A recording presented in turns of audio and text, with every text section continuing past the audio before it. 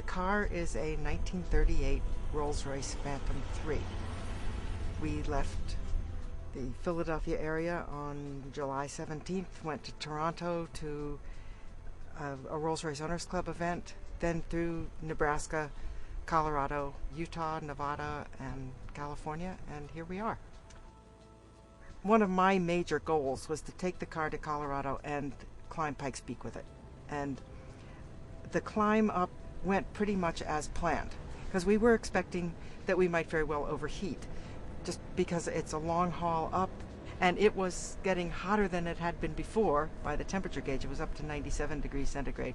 And Colin was itching around in the seat. I think he wanted me to stop or whatever. He was just worried. And I said, we're going to the top, right? So we did, and we found a parking place, and then we just left it.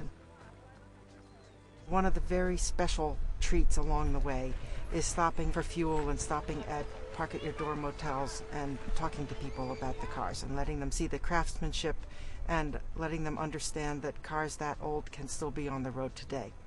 That the old guys knew what they were doing as well. Most of these cars were built for people who were just using them as their normal car. Maybe not always the large ones like the Phantoms, but the smaller Rolls Royces were used by people who were doctors, bankers, that sort of thing, as their everyday motor car. Rolls Royce made cars to be reliable. The early ones were exceptionally reliable, and so I could undertake the trips with confidence. It's good at slow running. It can pull off and top and go up hills. It climbs hills very nicely. The steering is wonderful going around the curves that we did. It was just a pleasure to drive.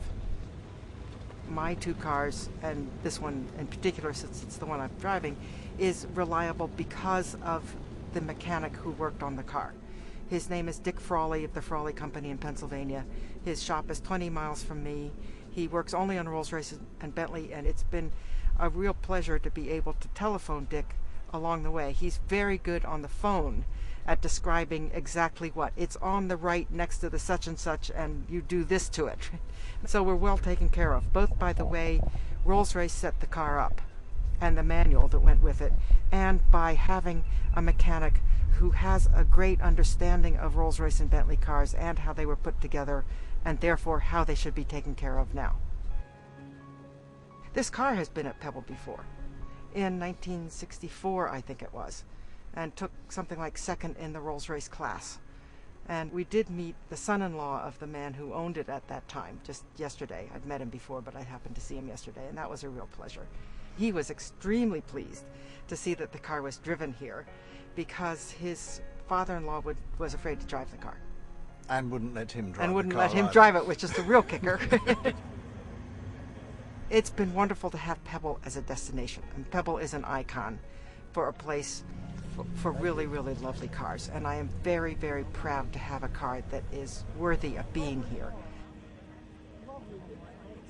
We've also decided that 3 senior citizens are not going through Death Valley. I'd wanted to, because having been to the highest place, I wanted to go to the lowest place, and planned a short day so we could leave our motel at before dawn practically and get in there and out. But it's just, we have had a few glitches along the way, vapor lock, and we didn't want to have that in Death Valley. So there are more places we're stopping for 2 nights.